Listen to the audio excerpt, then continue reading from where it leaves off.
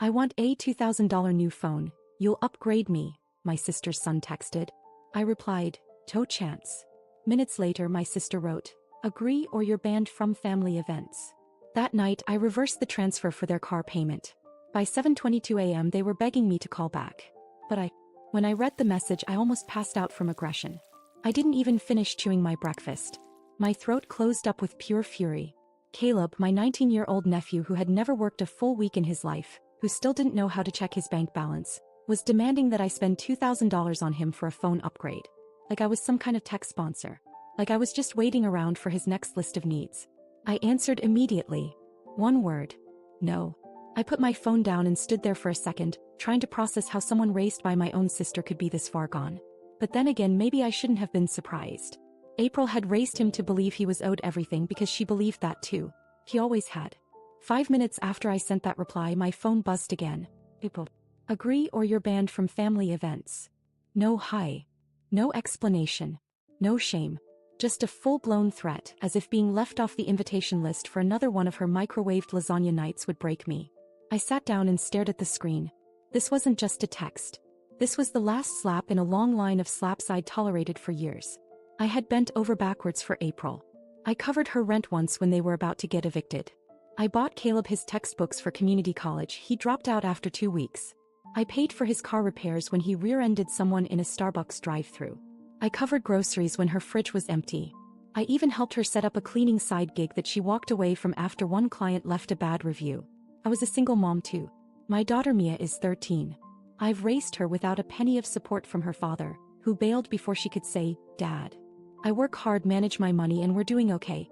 Not rich, but stable. I built this life from scratch. Alone. But somehow in my sister's eyes that meant I owed her. She always played the victim. April had this way of sucking the oxygen out of any room with her drama. If her power got cut off, it was everyone else's fault. If Dave, her husband, came home late, it was because someone was out to ruin their marriage.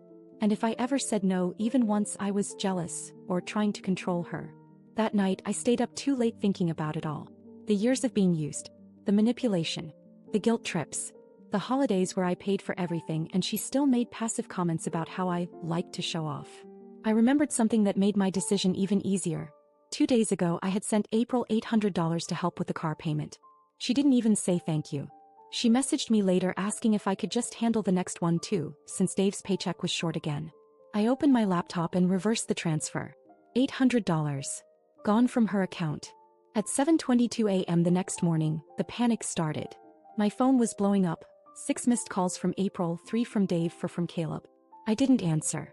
At 7:36, Caleb texted me again. "WTF did you do? Mom's crying.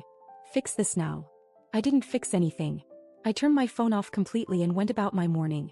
Took Mia to school. Got my coffee. Sat down at work. And I felt something I hadn't felt in years when it came to my sister. Peace. But I knew April. She wasn't going to let this go. She was going to escalate. She always did when she lost control. And I was right. The next thing she did. No one saw that coming. Not even me. By noon the next day I'd lost count of how many calls I'd ignored. My voicemail was full. My text notifications were piling up with everything from fake apologies to full-on threats. April tried every tactic she could think of.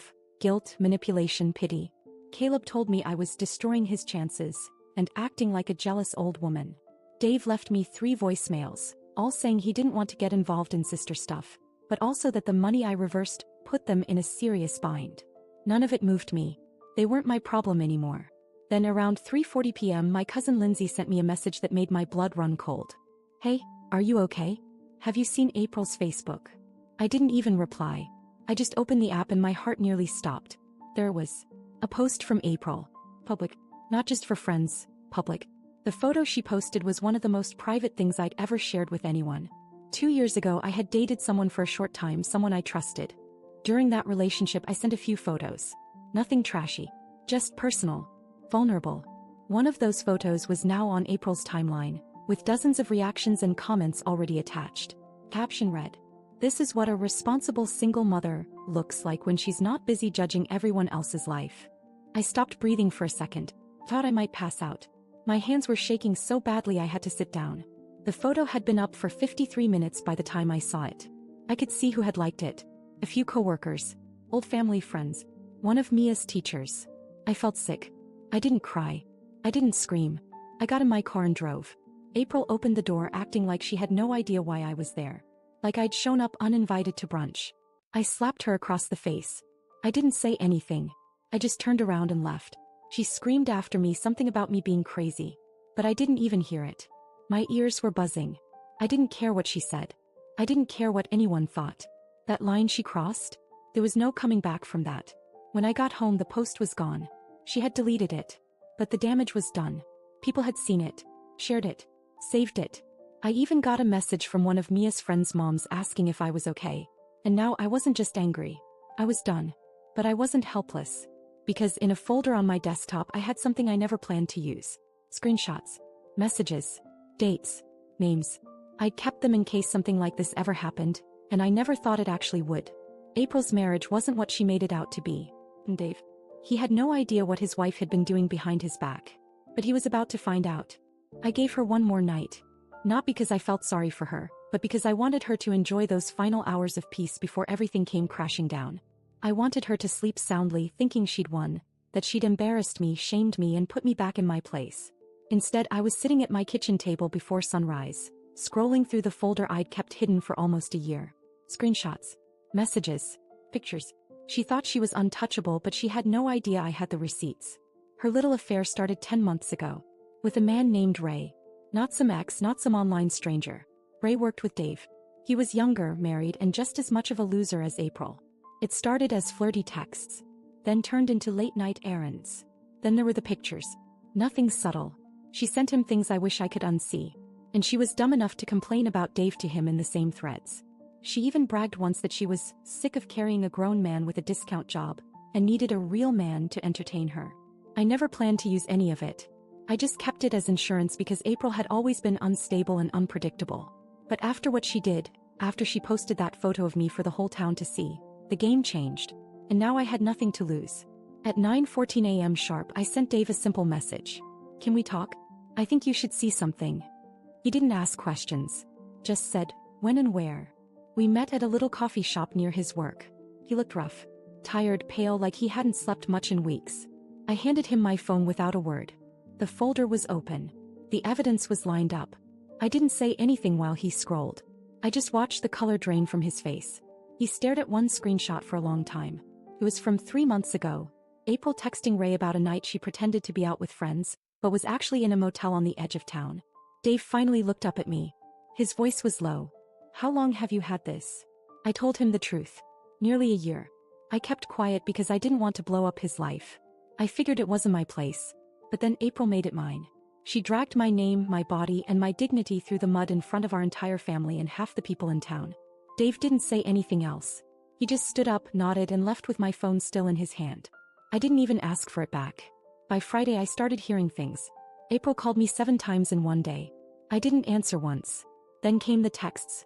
First blaming me, then threatening me, then suddenly switching to begging. Dave had left. Packed a bag, took the car, and disappeared. Caleb was posting bizarre, passive-aggressive things online. Fake family, backstabbers, snakes hiding behind smiles.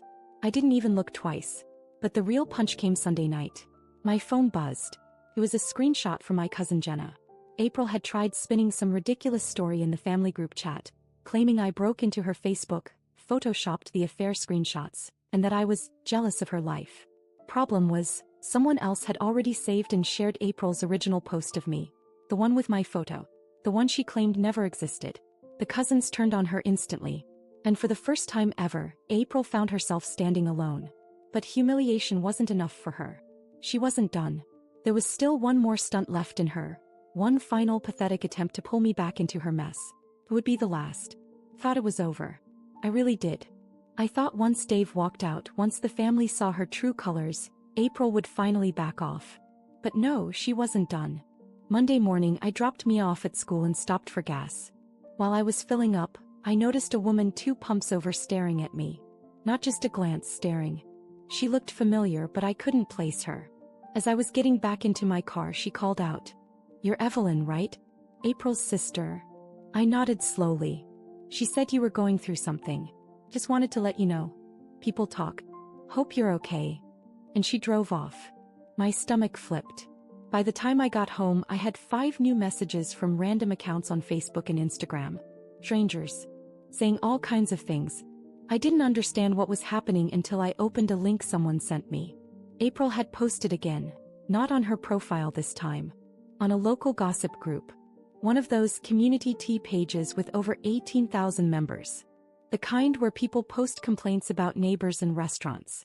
Only this time, April used it to create an anonymous post titled, "Beware of this woman, she'll steal your man and your money." She included one of the photos again. Blurred barely, but it was still me. She used part of my real name, enough that anyone who knew us could figure it out. She told the group I was obsessed with married men, claimed I had a long history of seducing other women's husbands, and that I had been trying to ruin her family because I was bitter about being single. Over 200 comments in an hour. Some people mocked me. Others defended me, not knowing the full story. But it didn't matter. The damage was done. I was officially the town scandal. That same afternoon, I got a call from Mia's school. Her teacher wanted to check in because Mia had mentioned people saying things online. My hands started sweating. My worst fear, Mia being pulled into this, was starting to happen. I went cold. And that's when everything changed. I called Dave. Not to stir more trouble. Not to get revenge. I was done with all that. But I told him about the gossip post. I told him Mia was being affected now. He was quiet for a moment. Then he asked for the link. An hour later, the post was gone. But what followed? I didn't expect. Dave showed up at my door. Not angry. Not confused. Calm. He had my phone in his hand, the one he left with after our meeting, and told me he'd gone through everything. All of it. Every message, every photo, every lie. He said something I'll never forget. "She's not just a bad wife. She's dangerous." Then he said he wanted a divorce. And here's the part that truly blindsided me. He asked if I would help him get custody of Caleb's younger sister, Emily. I froze. Emily was only 8. Quiet, sweet, and barely visible in that chaos of a household. I had no idea Dave was thinking that far ahead. I had no idea he even believed he could win custody. But he said he'd seen enough, and that Emily deserved better. That same week, he moved into a small apartment near Emily's school and started the paperwork. April, meanwhile, started spiraling in public. Screaming matches in parking lots. Posting vague quotes about betrayal. Messaging half the family with fake sob stories. She had no idea Dave had already shown the court the screenshots. The photos. The group post. I didn't even have to lift another finger. She was doing the job herself, digging her own grave one meltdown at a time. But what came next, no one, especially April, saw coming. By the end of the week, April was unraveling fast.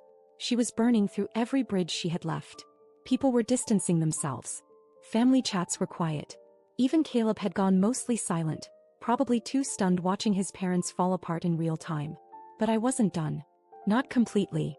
There was one last card I hadn't played, because frankly I didn't think I'd ever need to. I found it by accident months ago, and at the time I kept it tucked away. I didn't even fully understand what I was looking at then. But now, with everything on fire, it felt like the perfect time to light the final match. It was a screenshot of a transaction April had accidentally sent to our shared group chat back when she was trying to send something privately to a friend. She deleted it within a minute, but I'd already saved it because something about it felt off. It was a payment to a woman named Brenda S., labeled for rent 3 months up front. That alone wasn't strange, until you consider the fact that April never mentioned renting anything ever. And the date on that payment? It was from 6 months ago. So I did what April never expected me to do. I called Brenda. Told her I was a relative of April's and asked if she was still renting that 1-bedroom unit downtown. She laughed. "Oh, you mean the side place April used for a year and never paid the last month for?" My blood ran cold. She went on, totally unaware of what she was revealing. She said it was her quiet space. Her writing studio, or whatever. But we all knew she was using it for, well, not writing. And just like that, it all clicked. April had a secret apartment. Not just for her affair with Ray, but for others. Brenda said different men came and went. Sometimes during the day, sometimes at night. She assumed April was single. She had no idea she was married with kids. It was worse than I thought. She wasn't just cheating. She'd built a second life. A hidden one, paid for by money she constantly claimed she didn't have. Money she told Dave she needed for groceries. Money she guilt out of me every other month. I sent the call recording to Dave. No commentary, No explanation. Just the audio. And I attached the original transaction screenshot. 2 hours later he messaged me. She's never getting near Emily again. By the next morning, April's name was posted on the court's docket for an emergency custody hearing. She went completely silent. No more calls. No more texts. No posts. Caleb deleted most of his social media. Emily was placed temporarily with Dave while everything was processed. And then, something I never expected happened. My parents called. They had stayed mostly neutral through all of this, or so I thought. But apparently April had begged them for help. Claimed I'd destroyed her life out of jealousy. She wanted them to host a family meeting to clear the air. Instead, my mom said this. Whatever happens to her now, she earned. That night, I sat on my couch alone, scrolling through the old messages from April. All the guilt trips. All the insults wrapped in fake concern. All the demands. And I deleted every single one of them. One more part of her gone. But it still wasn't over. Because something happened at that custody hearing that made April lose whatever little grip she still had on reality. And when it did, she showed up. To my house. It was a Thursday morning. Quiet. I was working from home, Mia was at school, and the whole house felt still. The kind of stillness you don't appreciate until life has been pure chaos for weeks. Then the doorbell rang. I didn't expect anyone. I wasn't expecting anything. I got up slowly, peeked through the curtain, and there she was. April. Standing on my porch like nothing had happened. No warning. No call. Just her, eyes swollen, hair pulled back in a way I hadn't seen since we were teenagers. She looked like someone who'd slept in her car. For a second I considered not opening the door. But I did. She didn't say anything right away. Just looked at me like she was searching for some crack in my face, some sign I'd changed my mind. I need to talk, she said. I didn't move. She went on about how everything was spiraling. Dave had filed the emergency motion. Caleb wasn't speaking to her. Emily refused to come to the phone. The court had ordered a temporary restraining order until the hearing. Her lawyer had advised her to prepare for the worst. I know you hate me, she said. But I'm still your sister. That was her angle. Sisterhood. Blood. Shared childhood. Like that could undo everything. I asked her why she came here, what she thought would happen. I just want to understand why you're doing this. And that's when I realized she really didn't get it. She still thought this was something I did to her. She thought she was the victim in a war she started. She believed that if she could just talk her way out of it, like always, I'd cave. I told her everything I had kept quiet all these years. Every manipulation. Every time she took and took and took. Every fake emergency. Every lie. I told her I stayed quiet because I felt bad for her. Because I thought maybe, just maybe, she'd grow up. But she didn't. She got worse. And now she was suffering the consequences of her own actions. She stood there speechless. For the first time in my life, I saw April genuinely stunned. And then, maybe to regain control, maybe because it was all she had left, she spat out one final line. You'll regret turning this family against me. I didn't respond. I just closed the door. She didn't knock again. A week later, the court awarded Dave full custody of Emily.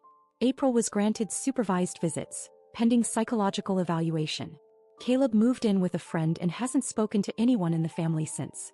The rest of the family, including our parents, cut contact. April became the one name no one wanted to bring up at dinners. At birthdays. At holidays. She became an outcast the same way she tried to make me one. Me. I got my life back. No more phone calls asking for money. No more guilt. No more having to explain why I had boundaries. Mia never found out what April did online. I shielded her from it just in time. She still asks why we don't see Aunt April anymore, and I just tell her, sometimes grown-ups have to make hard choices. Because this wasn't revenge. It was survival. And I'm finally free. I didn't plan to write all of this. Honestly, when that first message from Caleb came through, the one about the $2,000 phone, I never imagined it would lead here. To court dates. To custody battles. To betrayal laid bare in front of the whole family. To slamming the door in my sister's face for the last time. I shared this story because I needed to say it out loud. To someone. Anyone. For years I kept things quiet to keep the peace. I thought it was noble or mature or just the right thing to do. But silence doesn't fix people like April. It only feeds them. Since I started telling what happened, the amount of support I've received, messages from strangers, people saying they went through something similar or that they finally saw themselves in my story, has been overwhelming. In the best way. So if you've read this far, thank you. Sincerely. For just being here. For listening.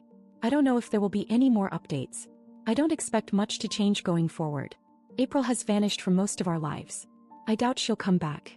Dave and Emily are rebuilding slowly and I'm helping however I can, quietly behind the scenes. But I don't know what'll happen with him.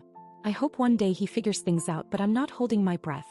All I know is for the first time in a long time my world is calm. And I'm not letting anyone drag me back into chaos. Something does happen, I'll be back. But for now, this is where I leave it.